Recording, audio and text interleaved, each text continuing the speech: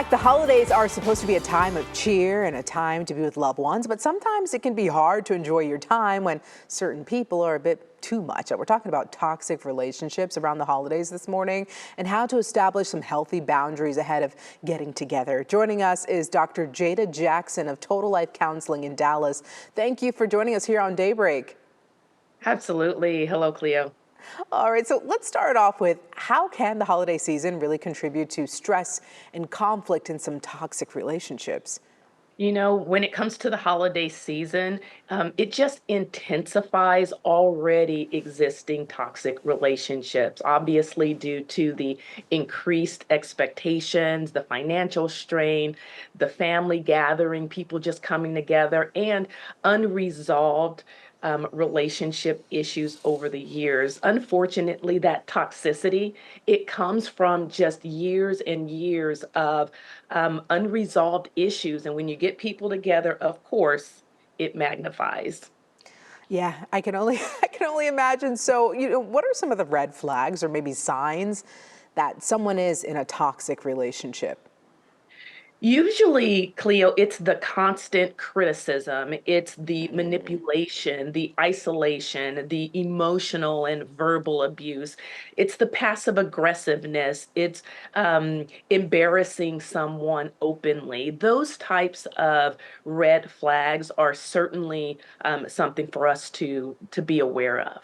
And how do you deal with that in that moment? Well, of course, I'm going to say the thing that we always talk about, and that is to set the boundaries. But remember, setting boundaries, it's not always necessarily about doing something, saying something. It's Hmm. having those internal boundaries way before you enter into that space of toxicity. But I also say to my clients as well, Cleo, is make sure that you're not contributing to the toxicity. Have you done your work? Have you set the boundaries that you need to set with yourself before entering into these environments? But there are a couple of things that a person can do. Make sure that you disengage calmly. That Mm. would mean, I need to take a moment alone, or I'm going on a walk to clear my mind. Setting the time limits. If you already know that you can only tolerate certain family members for a Hmm. limited amount of time, go ahead and make sure to set that time ahead of time. Don't wait until it's upon you and you're storming out of the house. Stay calm and collected, of course, but remember, it's okay to address the person privately Mm. after the gathering because Yeah. remember, toxic people, they want an audience.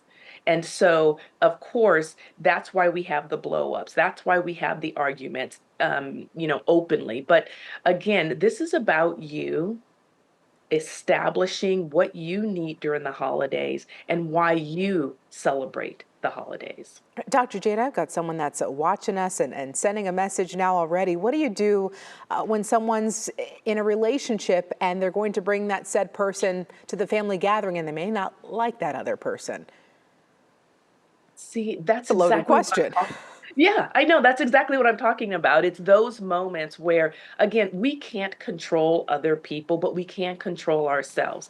Listen, if we can't control the environment, we have a choice. We get to decide whether or not we're going to be around that person. We get to decide whether or not we're going to engage.